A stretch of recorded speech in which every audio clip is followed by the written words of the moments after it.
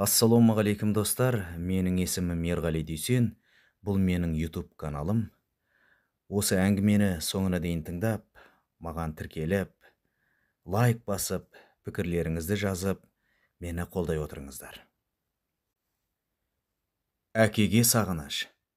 Мама, мен әкемді тапқан сияқтымын деген ұлының даусын естіген жұпардың басына бірдеңе дың еткендей болды да, жүрегі бүлк етті де қатты соға бастады.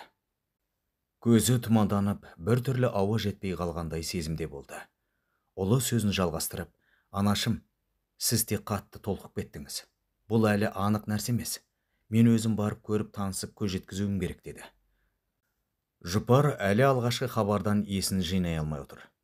Оған қазір осыдан 21 жыл бұрын жоғалтқан, ашаң, домалақ жүзді, мұрты жаңа тебіндей бастаған көрікті, көрген адам тамсанардай жас жігіт кіріп келердей сезілді. Анашым, сізде бәрі дұрыс па? Әлде менің айтқаным көңіліңізге ұнамай қалды ма?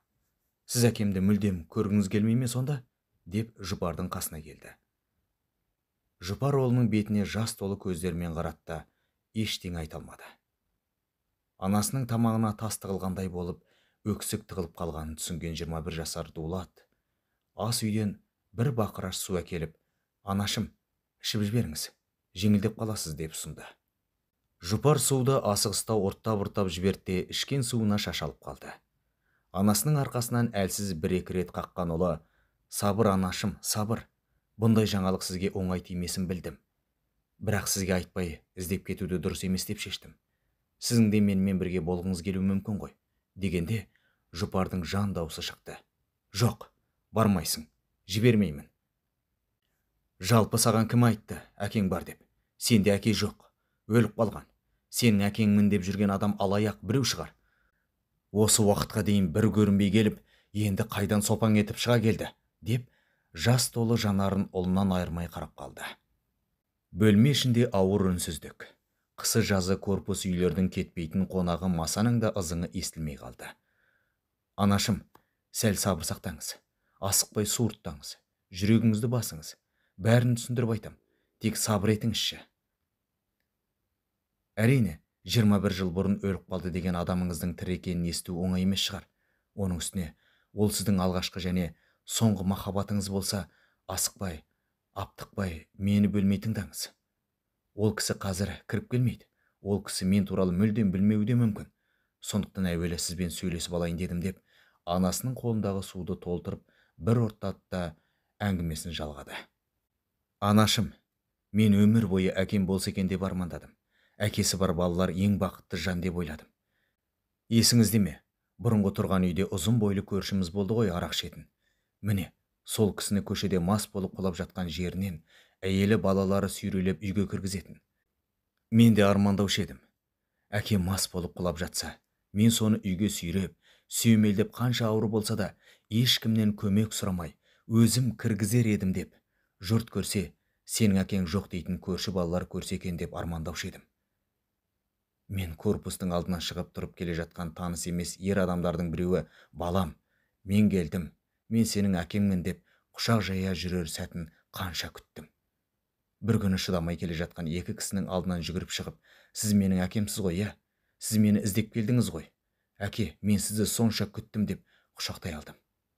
Ол кісілер бір-біріне қарап қалды да, біреуі басымнан сипалап, балақай, біз әкеңнің достарымыз. Ол жақын арада келеді.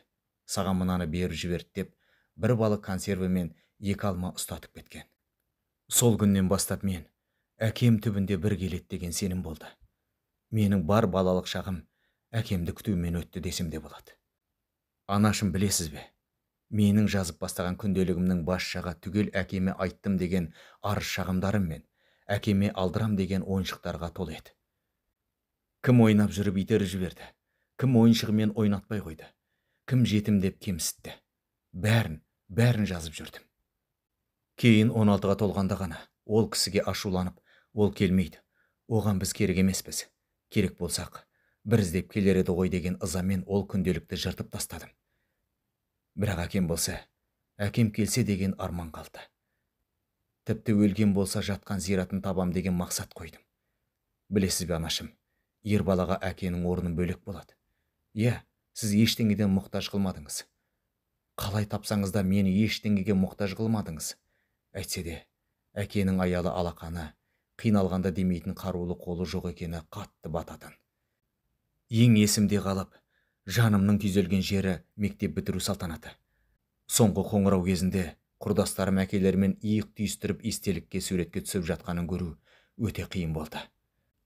Құрдастарым алып ұшып, қуанып, мәз-мейрам болып жатқанда, мен мектеп ауласының қақпасына жалтақ-жалтақ қарай бердім. Қолында менің ұстазыма берер бір бума гүлі бар сықиып киінген құрдастарым, ұстаздарым айналадағы бәрі таңғалып қарайтындай, менің әкем қақпа жақтан келе жатардай болып көп қарадым. Бірақ ол келмеді. Содан соң, нағаш атамның нағаш ағама, мен көке деп жүрген сіздің ініңізге, жұпар әпкең жолы болмай қалған сормаңдай. Тием деп жүрген жігіті сотталып кетті, бағашылмай қалды ғой. Сол жігіттен аяқ ауыр боп ауылға келді. Сұрағанға шыққан күйеуі авариядан мерт болды деп өтірік айттық. Дулаттың атын әкесінің руына қарап дулат қойдым. Тара жақтың жігіт еді, ендігі өліп қалмаған болса, келгенде шығар кім білсін. Білетінім Жандарбек Бегасылұлы. Жұпардан 2 жас үлкен, Бурный жағында тұрған. Жұпарға үйленем, соған ақша керек деп сиыр ұрлаған ба, әлде ұрлық малды сатқан ба, сондай бірдеңе бар. Әйтеуір тойлары болмай қойды ғой дегенін естіп қалдым. Сол күннен бастап қайта іздедім. Қазір 2018 жыл, интернет дамыған заман. Сіздің жасырып жүрген суретіңізді телефонға түсіріп алып, сол арқылы аты жөнмен туған жылымен іздеп таптым. Шынымен де, сол Бурный жағында, ойық па, ойылма сондай бір ауылға таман бір кәсіпкердің малын бағады екен. Анығын іздеп барғанда білермін. Анашым, ол кісі маған керек. Бір рет көзіне қарайыншы. Егер мен оның көздерінен ештеңе байқамасам, түк білмегендей болып қайта берем. Егер оның көзінен сағыныш, ізгілік, әкелік көре алсам, онымен бірге тұрар едім. Міне анашым, тек мені Құдай үшін тоқтатам деп ойламаңыз. Өзіңіз білесіз ғой, күзге таман үйленіп қолыңызға келін түсірмекпін. Сол тойда әкемнің болғанын қалаймын. Мүмкін басқа отбасы бар шығар, мүмкін тағы балалар бар шығар. Бола берсін. Мен қуанар едім. Әкеммен қосылып тағы да бауырларымды тапқаныма. Бәрінде туысым деп қабылдаймын. Анашым, мен жалғыз болудан жалықтым, деп әңгімесін аяқтағанда, Жұпар баласын құшақтай алды. Құшақтап ұзақ отырды. Егіліп жылады. Баласын жалғыз өсіріп, осы бала жыламай өссін деп қандай тірліктерге бармады десеңші. Бәрі көз алдынан өтіп жатты. Дулаттың әкесі Жандарбекпен алғаш танысуы. Ауылдан барып сауда жасап жүрген Жұпарға ол нағыз жігіттің төресі болып көрінген. Ол да бұны шын сүйген кейіп танытты. Шынымен үйленбек болып уәделесті. Сол тойға керек болады деп жүргендегі тірлігі орға жығып соттатты. Құрсағында 2 айлық баламен барар жері басар тауы болмай қалған Жұпар қаншама азапты күндер мен түндер өткізді десеңші. Дулат айтқанда тұрды. Қолындағы адреспен әкесін бір көрмекке іздеп кетті. Айтқандай сұрастыра жүріп, жолда қонақ үйлерге түней жүріп, діттеген жеріне келді. Шынымен де осы жерде, осы фермада Жандарбек Бегасылұлы деген кісі бар екен. Ешқандай жанұясы жоқ. Өзі осындағы ферманың бір қапталында бөлмесі бар. Өзі малшы, өзі сушы, өзі ұста, электрик, тракторшы. Жалпы айтқанда, осы ферманың тыныс тірлігі түгел қолында. Қазіргі сәтте бұзау тайыншыны бөлек жайып жіберуге кеткен екен. Енді келіп қалар деген сөз естіді. Біреу жеткізгенін, әлде шаруасы болып келгенін кім білсін. Көлдей ланкрузер пикаппен толық, палуан денелі бір жігіт ағасы келді. Келді де Дулатқа: «Жай жүрген жігітсің бе? Бұл не келес? Жәкеңді жай іздеп жүрсің бе? Милиция дейін десем, жай аулатып жүрсің. Жәкеңді солардан басқа адам іздемейді. Әлде тыңдап жүрген комитеттің адамысың ба? Жәкең соңғы 3 айда фермадан шыққан жоқ. Тіпті станцияға да барған жоқ. Босқа әуреулеуге бермеймін. Тыныш жүрген адамды мазалатпаймын. Далада жатқан адам жоқ. Сұрауы бар. Сол есіңде болсын», деп зілдене қарады. Дулат әлгі кісіге қарап: «Жоқ аға, комитетте емеспін, полицияда емеспін. Жандарбек деген кісіде шаруам бар еді. Жеке шаруамен келіп едім», деп қашырта жауап берген еді. Сонымен ана кісі қоймады. Неткен жеке шаруа. Маған да айт білейін. Мен інісімін. Оған менен жақын адам жоқ. Маған да айт шаруаңды. Мүмкін мен шешермін, деп Дулатты тысқырып барады. Дулат осы жерде: аға, саған қандай шаруа? Айттым ғой, Жандарбек деген кісімен сөйлесем деп. Сұрақ жауап алып ектеп барасыз. Сіз не ол кісіге күзетшімісіз? Жоқ, сіз тергеушісіз бе?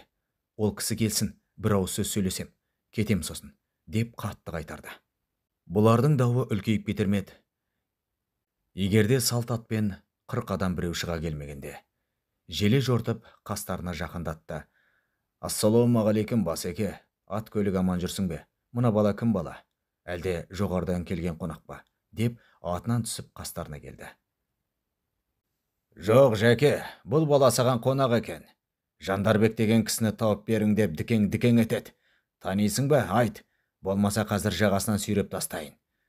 Біреудің жеке меншік жерінде тұр екенмін деп тұрған жоқ. Әкіреңдегісі келіп тұр, деп оқты көзімен Дулатты осып өтті. Жандарбек деген кісіге қарап, бет-әлпетінен өзіне ұқсастық іздеп, бір жағынан көңілі қобалжып, тамағы құрғап тұрған Дулат жөткірініп алды да: Ассалаумағалейкум, Жандарбек деген сіз боласыз ба? Мен Маңғыстаудан келіп тұрмын. Жұпар деген адамды білесіз бе? Егер иә десеңіз, жеке сөйлесейік. Жоқ десеңіз, кешірерсіз. Осы жерден кете берем, деп Жандарбекке тіке қарап тұр. Әп сәтте не болғанын түсінбей қалған Жандарбек Жұпар атын естігенде жүрегі зірк ете қалды. Шымырлап ауырғандай болып, түрі қиналыстың белгісін сездірді. Иә, Жұпар. Бұл бар жан тәнімен сүйген Жұпар. Қайда ол? Қандай болды екен? Жұпар бұның қол жетпей қалған арманы Жұпар.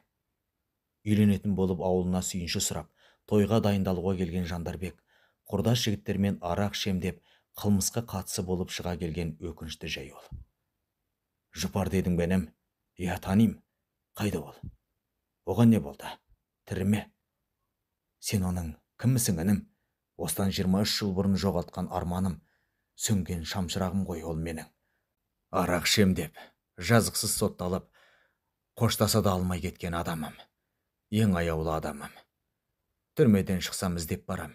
Күйеуге шыққан болса, сыртынан көріп соның бақытты екенін көріп келсем болды деп отырғанда, түрме ішіндегі көтеріліске қатысты деген айыппен тағы 5 жыл жамап алған бейбақпын мен. Барлығын қосқанда 12 жылымды қапасқа берген сормаңдаймын мен. Содан соң іздеп барам деген үмітте үзілді. Не бетімен іздеп барам? Ол үйлі баранды болып кетсе, оның жанұясына қырсығым тисе, менің еркектігім қайсы? Оның жығылғанын көргенше, өлгенім жақсы шығар деп шешкен шермендемін мен, деп аһ ұрып, ағаш дуалды сүйене отыра кетіп, жанталасқаннан темекісін алып тұтатты. Және төс қалтасынан ескі полароид аппаратымен түсірген суретті шығарды. Дәл осы сурет Дулаттың арасында да сақтаулы. Дулат не айтарын білмей қалды. Неше бір жыл көрсем деп армандаған, қандай жан болса да құшағыма бассам деген адамы, бұның өмір бойы іздеген адамы, әкесі алдында тұр. Дулаттың аяғы мақта сияқты болып өзіне сезілмей қалды. Әкесінің алдына тізерлей отырып, екі қолын қолдарымен қысып ұстап: Әке, мен сені іздеп таптым ау. Мен сіздің балаңыз Дулатпын. Сіз сотталғанда анамның ішінде қалған екенмін. Әке, мен сізді 21 жыл іздедім.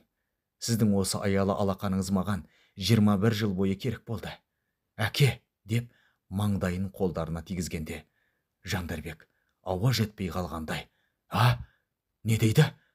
Құдай-ау, рас па? О, жаратқан, не дейді Құдай-ау? Тоқтарбай, Тоқтарбай, естіп тұрсың ба? Тоқтарбай, деп ышқына алқынып айғайлап жіберді. Көлігінің қасында тұрған жаңағы палуан денелі кісіге екі аттап жетті. Жәке, не болды? Не деді мұна бала? Жәке, қай жерің? Не болды? Ауа жетпей жатыр ма? Деп жалма-жан Жандарбектің тамағына жақын түймелерін ағыта бастады. Қайсың барсың? Аптечканы әкел. Кім бар? Деп айғайлатты Дулатқа қарап. Сен бала кімсің өзі? Жәкеңе не дедің? Не болды? Нендей жаманат жеткіздің? Деп ежірейіп бастап еді Жандарбек. Тұра тұр, Тоқтарбай. Бұл менің ұлым. Естейсің бе, ұлым? Құдай берді маған, Тоқтарбай. Қаншама жыл жазықсыз отқа күйіп едім. Енді міне, соның өтеуі қылып жаратушы Құдай бере салды, деп әлі де өзіне келе алмай отыр. Не дейді? Рас па, Құдай-ау? Деп орнынан тұрған Тоқтарбай Дулатты орнынан тұрғызып анықтай қарады. Құдай-ау, көздері, бет-әлбеті, тіпті ана құлақтарына дейін сені еске түсіріп тұр ғой. Ойбай-ай, бұндай нәрселер тек кинода болады екен десем, бауырым, кешір, бірден танымадым, кешір, деп Дулатты құшақтай алды. Мына әкең Жандарбек өмірден баз кешіп, түңіліп жүрген жерінен маған кездесті. Туған ағамдай болып кетті. Өмірде көрмеген қиындығы жоқ. Тағдырдың талқысына әбден түскен. Бауырым-ай, Құдай жеткізейін десе қиын емес екен. Мынау нағыз қуаныш болды ғой, деп қатты құшақтап Дулатты балаша көтеріп алды. Осы кезде аптечкені алып жеткен сауыншы келіншек пен оның күйеуі көмекші шопанға Тоқтарбай: "Дәрі керек емес. Жәкең енді өлмейді. Өлсе де арманы жоқ. Семіз өгізден біреуін сойыңдар. Айналаға хабар беріңдер. Жәкеңнің баласы табылып іздеп келіпті. Соған ұлан асыр той береді теңдер. Асаба, музыкант, әнші бишілерді жинаңдар", деп еліріп есі кетіп отыр. Жандарбек те орнынан тұрып, баласын құшақтап, айналып толғанбақшы болып тұр. Бірақ өмірінде алғашқы рет әке атанып тұрған адам соқталдай ұлды не деп еркелетіп, не деп атарын білмей тұр. Аузына сөз түсер емес. Дулат: "Әке, Тоқтарбай аға, мен бұйырса 2 айдан кейін үйленбекшімін. Соның тойына шақырам бәріңді. Қазір анаммен сөйлесесіз. Ол да тағат таппай хабар күтіп отыр. Әке, менің сізге айтарым көп. Екеумізге ұзақ сөйлесуіміз керек. Әке, екеуміз анам үшеуміз енді ажырамауымыз керек. Естисің бе, әке?" деді тебіренте. Жандарбек ұлын үнсіз құшақта бауырына баса бергеннен басқа ештеңе айта алмай тұр. Ең бірінші жинаған Тоқтарбай: "Бауырым, бәрі де болады. Жасаймыз тойды. Керек болса, бар малымды шашам. Жұпарға құда түсу керек болса түсеміз. Жәке, менің малым сенің малың. Қақпаймын қолыңды. Мынандай ақ түйенің қарны жарылып жатқан қуанышқа мал аяп қалсам, Тоқтарбай атым құрысын. Осында да, Маңғыстауда да өзім көтерем бар шығынды. Жәке, Құдай ұзағынан сүйіндірсін", деп көз жасын көлдете Жандарбекті құшақтады. Көздерінде жас, қолдарын түсініксіз ербеңдеткен 3 ересек адамға пырт-пырт шөп шайнап тұрған жарау бесті таңғала қарап тұр. Әңгімедегі адам аттары ойдан шығарылған. Сәйкес келіп жатса, кездейсоқтық деп қабылдансын.